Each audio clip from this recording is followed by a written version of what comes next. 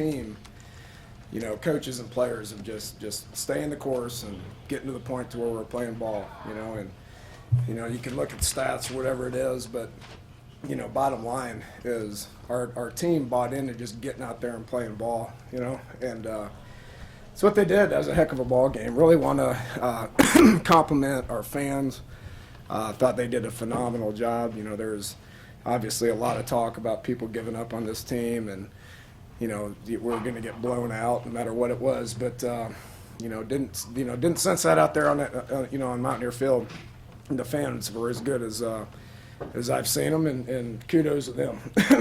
So just told the team, enjoy the win. Get ready. This is going to happen again next week.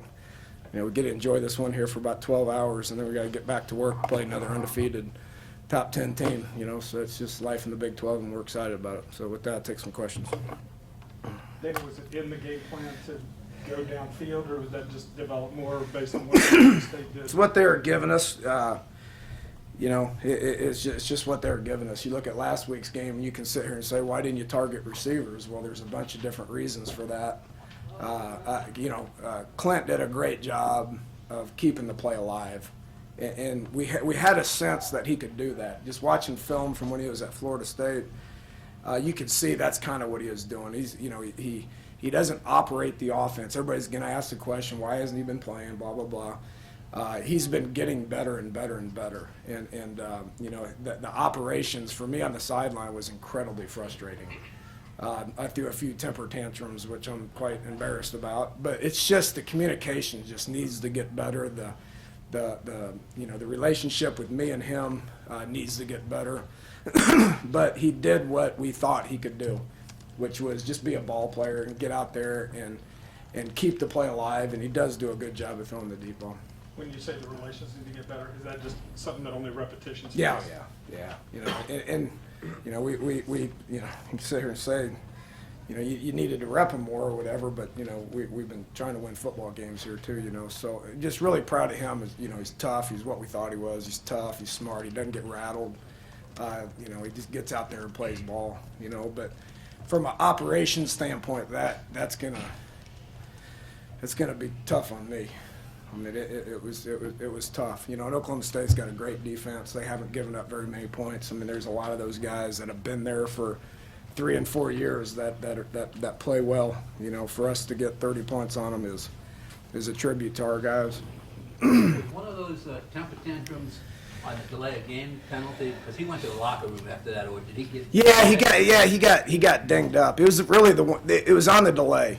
We didn't snap the ball, but that's when he hurt his arm, and I don't know what happened. I haven't talked to anybody. He went to the locker room. I don't know what happened, but I'm just like, and that's just his competitive spirit. I mean, dude, if you get hurt, you need to lay down, and let somebody come tend to you so we don't get a delay. I mean, one he was slow getting to the huddle, and then the communication's not very good, so it took longer than I want it to take to get the play called, and then we got a delay. And obviously that's not good. And then the last delay, when we're trying to put the game out of reach, Dreamus, he's got to get down. If he can't score, that was mistake number one. And then we subbed, which we should have subbed. And then he's staring at the play clock, and he just let it go down. I don't know what to say. I got to coach him better. So there was a couple of them that resulted in a temper tantrum. I got to do better at that. I think all the changes all the changes that you made, do you think the shake-up may have helped spur along this? Yeah, considering, we actually scored points and had a few first downs.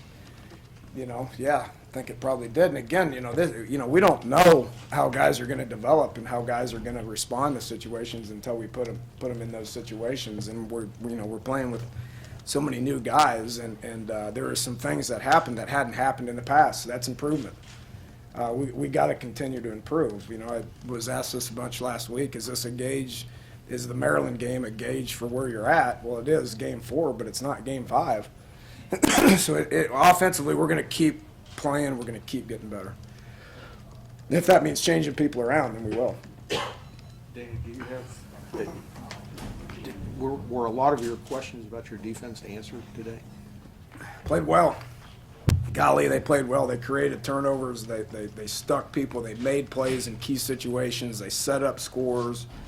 They held a team to 21 points that probably hasn't been held to 21 points for quite some time. They played well. They played really well. We played really well defensively. We played okay offensively. Special teams, we got issues we got to get sorted out. Coach, after how tough this last week was, like you mentioned, what was it like that final minute for this coaching staff? I think we saw Coach Peterson's best vertical leap all year. Yeah, a lot of, there's been a bunch of emotions here in the last week, as you guys can, probably, figure out. I mean, disappointment, embarrassment, you can go down the list, but they kept working. Obviously, our kids kept working. We had the best week of practice we've had all year. I thought our prep was good. We get ourselves to the game. We felt like we could win. We did. We felt like we could win, so we went out there and we wanted it pretty bad, and it wasn't pretty in some situations, but we did a great job. And then to come into a stadium that was rocking and just was really in the game the whole time is a tribute to our fans. It's a special moment at the end of the game for sure. How important was the interception for a touchdown? Yeah, it is huge. Man, huge. And that's what we talked about all week, and I said this to y'all, I believe on Tuesday, that we look at all these goals and stuff up here defensively, and we think we're playing better defense, which we are. But if you want to go from good to great, then you gotta make bigger plays, and we did. Cook's interception in the fourth quarter was huge. Icky's interception return for a touchdown was enormous.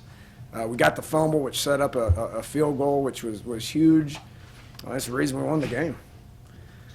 I don't want to call them great yet, but they improved. I'm really proud of Coach Patterson and the defensive staff and what they've been able to do. They've been getting better each week. Did you feel after last week when it seemed like no break went your way at any time, that almost everything went your way today? I mean, Yeah, and I addressed that with them too. Everybody's like, you got no breaks, you got no breaks. Well, this is how breaks work. I mean, if you play with a tremendous amount of effort and you try really hard, and that's what we talked about on all three sides of the ball. Maryland played with more effort and they strained harder than we did, okay? And they got breaks because of it. That's not a coincidence, okay? And so then I really felt like our guys played harder than they've played with more effort. They strained their bodies hard. We prepared hard. And then if you do all that, then the breaks will come. Okay. Thanks, Coach. Thank you, fellas.